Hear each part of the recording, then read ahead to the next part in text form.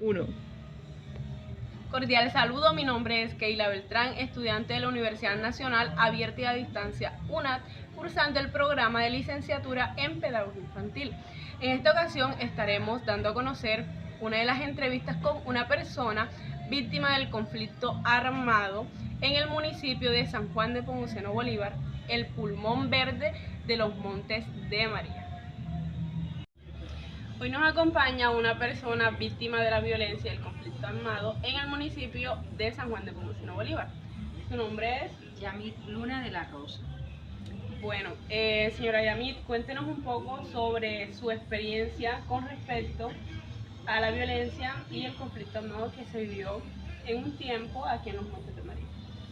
Bueno, mi papá murió en la masacre de los Guaymaros y el Tapón, que fue ejecutada el 30 y 31 de agosto del año 2002, en unas veredas de acá, una finca con esos mismos nombres.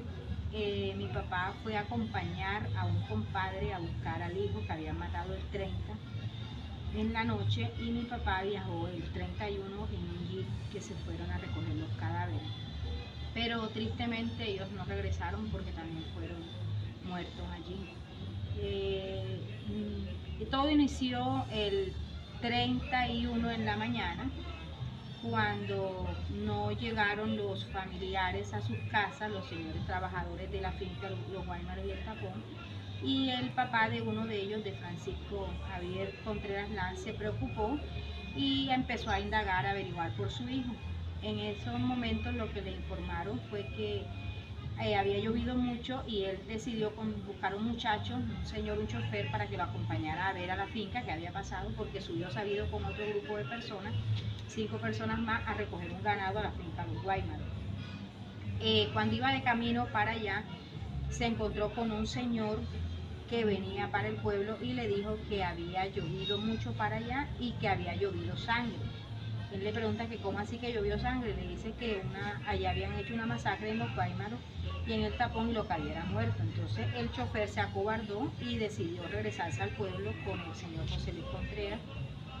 Él vino a la inspección de policía, a la estación de policía, a colocar el denuncio, pero no encontró respuestas positivas de la policía. Decidió armar su propio grupo, y como sabían los familiares de los que estaban allá en la finca, se organizaron y de allí decidieron ir en busca de ellos. Buscaron un carro, el carro no pudo ir, después buscaron un jeep, en fin, se le presentaron un montón de inconvenientes, se le dañó la batería al carro, pero mi papá y otro señor decidieron y compraron la batería, se fueron. Cuando ya iban, se dañó uno de los carros, se pasaron todos para un jeep y se fueron en ese momento 7 personas en un jeep en busca de los 8 personas que ya estaban allá, 5 en la finca de los Guaymaros y 3 en la finca del Tapón. Ellos, al llegar a la finca, que no supimos más en qué momento llegaron ni nada, pues no supimos más de ellos. Como se recurrió a la policía y todo eso, la policía se supone que fueron detrás de ellos a buscarlo.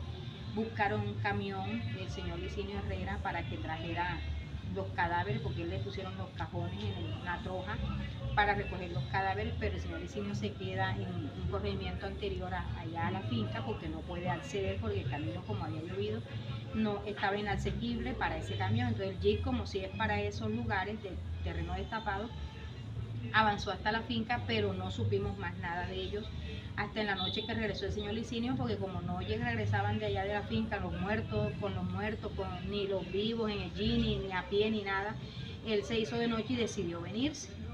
Entonces, al día siguiente experimentamos tristemente la zozobra del secuestro, porque algunos familiares fuimos en la noche a la policía, y la policía lo que nos decía era que ya la tropa, el ejército había llegado a la finca, pero que no salían esa noche porque el campo estaba minado, y que esperáramos hasta el día siguiente, que temprano iban a regresar. Pero como amanece y no aparecen ni noticias, después nos enteramos que habían dinamitado, habían volado el jeep donde se habían ido ellos. Entonces ya empezaba a correr el rumor entre las fincas y eso, y llegó a nuestros oídos como familiares de ellos, y empezamos a buscar respuestas. Después nos decían que estaban secuestrados, que los habían visto pasar por Las Palmas, que los habían visto pasar por Zambrano, que los llevaban secuestrados arriando un ganado que fueron a recoger. Fueron unos días bastante angustiosos porque eso fue el sábado 31 y hasta el martes en la noche que hacen un consejo de seguridad, pues experimentamos todos esos días, el secuestro, la desaparición, la muerte, no sabíamos en sí qué había pasado con nuestros familiares, con la zozobra que teníamos, exactamente. Entonces, el 3 de septiembre en la tarde hicieron el Consejo de Seguridad y ya nos dicen que los helicópteros habían sobrevolado la zona y habían visto unos cadáveres, pero que aún no se sabía si eran los de nuestros familiares o no, que al día siguiente los iban a recoger y los iban a traer hasta San Juan. Y empezó esa lucha de que en qué lugar los bajaban, si en una finca, decían que en la finca Alemania, después decían que la finca La Unión, porque para que tuviera el espacio donde pudieran aterrizar los helicópteros y esas cosas. También experimentamos en esos días el abandono total del Estado, porque con esa noticia que los medios de comunicación, uno que otro medio de comunicación fue los que hablaron sobre el tema, porque también nos abandonaron en esas circunstancias tan terribles que vivimos. En ese momento era la alcaldesa Beatriz Valencia, y Beatriz, gracias a Dios, nos apoyó porque ella tenía amigos que estaban en el gobierno nacional cuando el presidente era Álvaro Uribe, y ella hizo sus contactos porque acá, por medio de las fuerzas militares, habían determinado declarar camposanto esa zona y dinamitar todo eso. Es decir, que nuestros cadáveres o de nuestros familiares no íbamos a tener respuesta si estaban o no estaban, eran ellos o no eran ellos, y iba a ser peor nuestra angustia y nuestra zozobra porque no sabíamos dónde iban a estar los restos de nuestros familiares. Pero ella logró contactar con el presidente y él dio la orden que unos helicópteros que estaban fumigando en la Sierra Nevada de Santa Marta, que se vinieran a recoger esos cadáveres y los trajeran al pueblo para determinar de quién eran los cadáveres. Y bueno, gracias a Dios, el 4 de septiembre, tristemente, pero para tranquilidad de todos nosotros también, trajeron los primeros cuerpos, y allí vino el cuerpo de mi papá y de los otros familiares, los últimos que se fueron en el jeep. Los trajeron en alto grado de descomposición, los bajaron en el campo de fútbol del barrio abajo en un helicóptero, y el olor a pudredumbre se esparció por todo el pueblo. Fue una cosa bastante desagradable, trágica, preocupante, angustiante. El pueblo estaba muy consternado porque nunca se había visto eso aquí en San Juan, sino que siempre habíamos sido un pueblo, sí, que se veía la violencia, pero alrededor de nosotros, y nunca nos había tocado directamente. Y el ver, el sentir de la población en ese momento y el sentir de nosotros como familia, que llegaron los cadáveres al campo y de allí los trasladaron hasta el cementerio, es decir, que los pasearon en unas bolsas negras con gusanos, llenos de gusanos y todo, así los llevaron al cementerio. Nosotros como familiares, particularmente a mí personalmente, me tocó reconocer a mi papá como mi hermano. Fue muy difícil aceptar que si era él, porque le buscamos todos los pretextos. No se parece, no, mira esto, la ropa no es esa. O sea, en fin, buscamos todas las excusas del mundo, pero no queríamos aceptar que sí era mi papá. Y bueno, tristemente sí, era mi papá. Trajeron al señor José Luis Contreras, al señor Rafael Benito Barrio, a Lele, que se llamaba Rafael Santana, a Roberto Blanco, a Andrés Romero, y trajeron a River, que fueron los que se fueron en el jeep.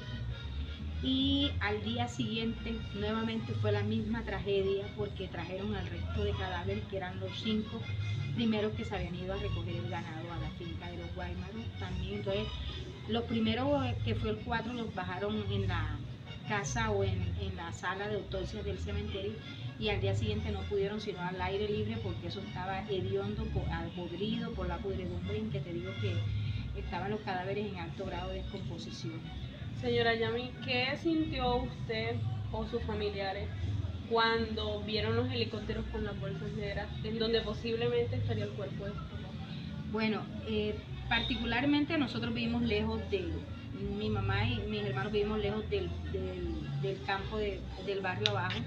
Mi hermano mayor y yo estábamos en el cementerio, porque también fue una odisea tratar de llegar y que nos permitieran estar en el cementerio para poder saber si eran nuestros familiares o no y poder reconocerlos, Entonces nosotros simplemente escuchábamos el ruido de los helicópteros, mas no pudimos observar eso. Sabemos esto que te conté porque unos familiares que sí viven, familiares de mi mamá sí viven cerca del cementerio, entonces ellos sí pudieron ver eso de cuando los bajaban. Incluso dicen que el primer cadáver fue más bien tirado y la gente empezó a gritar alrededor del campo y entonces los demás los fueron bajando como con un poquito de humildad y los trataron con un poquito de humildad y entonces para poderlos trasladar al cementerio. Y te digo que para nosotros fue una angustia terrible estar en el cementerio en esos momentos. Fueron poco tiempo que estuvimos allá, pero fue como una eternidad porque la angustia de es o no es mi papá, saber si es o no, o sea, tanta angustia. Tenemos un primo que era director del hospital en su momento y él fue el que nos dijo, sí es Maneco, porque él lo conocía, ha llegado de la casa, míralo, repáralo, es que ustedes no quieren aceptar la realidad, pero míralo que si es él, míralo. O sea, él nos ayudó a aceptar que en realidad sí era mi papá. En ese momento nosotros hasta la camisa a mi papá se la quitamos con una tijera para lavarla, porque decíamos que no era la camisa de él, la muda de ropa que él se llevó, pero no.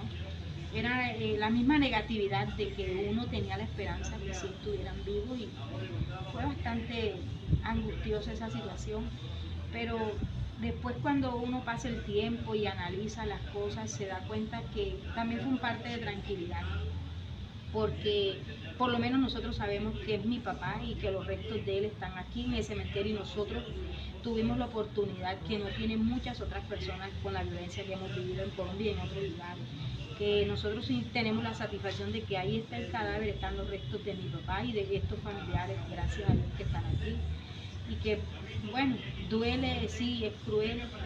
Hace muchos años atrás no estuviera hablándote de esta manera, de esta situación, pero bueno, gracias a Dios las heridas han ido sanando, pero bueno, aquí vamos.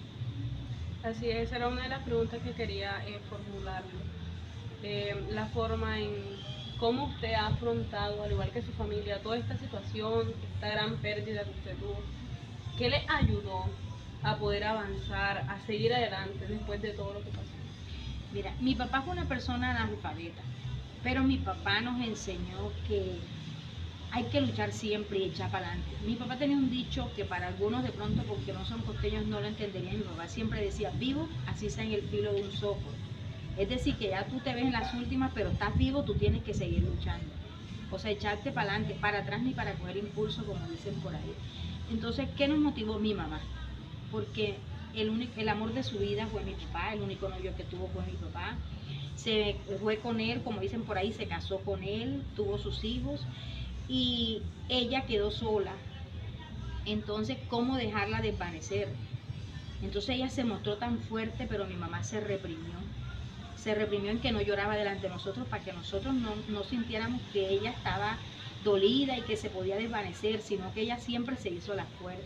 Entonces luchar por mi mamá y mis hermanos, que los que no alcanzaban todavía a terminar el bachillerato, mi última hermana, que todavía estaba muy jovencita, o sea, el impulsarlo a ellos, el luchar para que todos ellos saliéramos adelante juntos, porque mi papá no nos enseñó sino a echar para adelante. ¿Cuántos hermanos tiene usted? Somos 7 en total. ¿Y con usted? mi persona. Yo soy la segunda. La segunda, sí. Señora Yami, ya para terminar, ¿cuál es el consejo que usted daría o la enseñanza que usted daría a todas esas personas que nos están escuchando en este momento? Te digo que siempre hay que luchar, no nos podemos dar por vencidos, sino siempre luchar y mirar hacia adelante. Te digo que mi papá era una persona muy jocosa y tenía muchos dichos. Entonces él siempre decía, de lo malo saca lo bueno, porque de todo lo malo que te pase, algo bueno tiene que tener, todo no puede ser malo. Entonces, ¿qué pasa? Exacto, en su momento esa palabra no era conocida y él en su poco lenguaje, en su poco conocimiento, en una escuela nos enseñó a ser resilientes, en echar para adelante, no te dejes derrumbar. Entonces, ¿qué le diría yo a todas esas personas? Es que siempre recordemos nuestros seres queridos con amor, recordemos las cosas bonitas. Nosotros en mi casa nos hemos acostumbrado a contar las anécdotas y cosas y recordamos a mi papá y hablamos de mi papá con aquella naturalidad como si estuviera. mi papá, como papi decía tal, y entonces empezamos a hablar y cosas, las expresiones que él decía, y siempre tratamos eso, recordarlo con cariño. ¿Por qué? Porque él nos enseñó a salir adelante. Y eso es lo que nos ha enseñado la vida, a ser resilientes, porque hay que salir, seguir luchando. Pero Yami, es un gusto, un placer inmenso de verdad haber estado con usted y que usted nos comparta a todos nosotros toda esa vivencia que usted y su familia tuvieron que atravesar por todo este conflicto que se ve y que se ha visto desde hace muchos años en los Montes de María. Agradezco entonces su tiempo, su participación aquí y pues bueno, también dándole gracias a todos ustedes por poder escuchar esto y bueno, tomemos conciencia de todas estas palabras y siempre tengamos en cuenta que el camino correcto no es el de la violencia, es el camino de la reconciliación y el perdón. Entonces, muchas gracias. Gracias a ti.